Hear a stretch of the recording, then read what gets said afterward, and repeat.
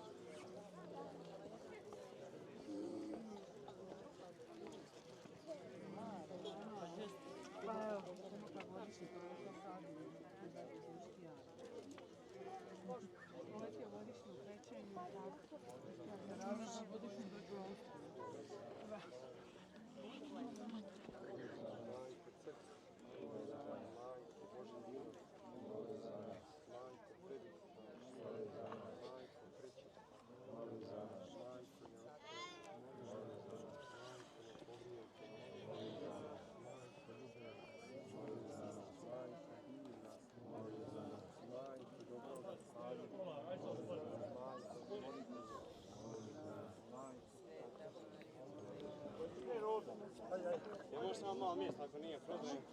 Idemo samo malo mjesta.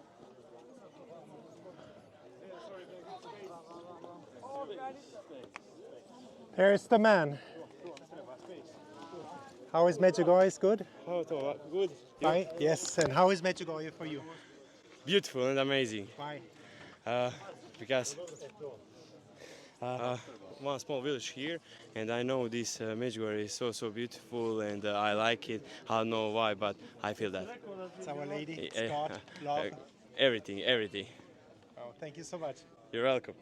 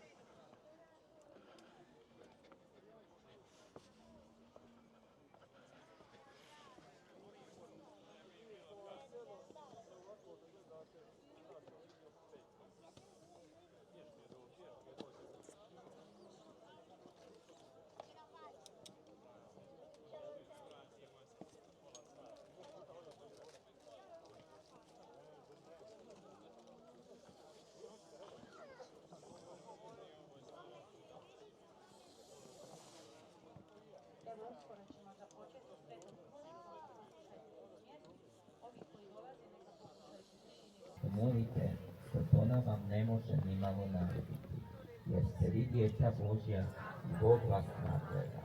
Molite, i neka vam kroničar uvijek bude u rukama, kao znak što toni da i vi meni pripadate. hvala vam što ste se odazvali mome pozivu. Prekrasno. Imamo krunicu, dignemo je i recimo šta nam je Gospa rekla.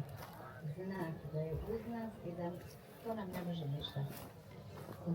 Ona ne može ništa, ona je najjače oružje. Evo i sad ga imamo. I u drugom otajstvu radosne krunice razmišljamo kako je blažena djevica Marija pothodila Elizabetu i donijela oslobođenje i radost.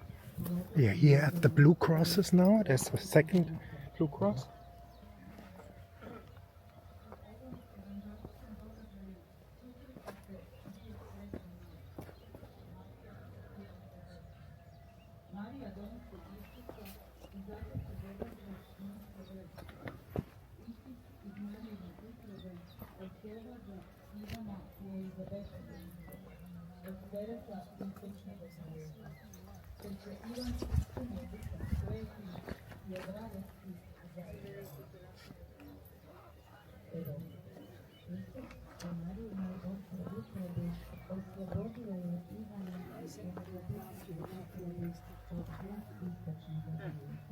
Ono što nam je Gospa rekla, to ona i danas radi. A kad se ukloni grijeh, dolazi radost. Duh Sveti nam ispunja srca. I ovim osobama s invaliditetom, djeci s poteškoćama u razvoju, crkva omogućava i da prime sakramente, svete ispovjedi, priče i krizme bolesničkog pomazanja, i tako se i one oslobađaju grijeha i ispunjaju radošću i ljubavlju, bez obzira na to koliko oni to mogu razumom shvatiti. Budući da oni ne griješe toliko koliko mi odrasli, onda njihova radost i ljubav su mnogo veća od naše. Evo to vidite, gdje god ih ovdje sretnemo, oni su radosni i zrače ljubavlju. Budi naša radost, Kriste, budi naša sreća, Kriste, budi naša radost, Kriste, budi naša sreća, Kriste, budi nam životi. Budi naša sreća, Kriste, budi nam životi. Evo molit ćemo sada.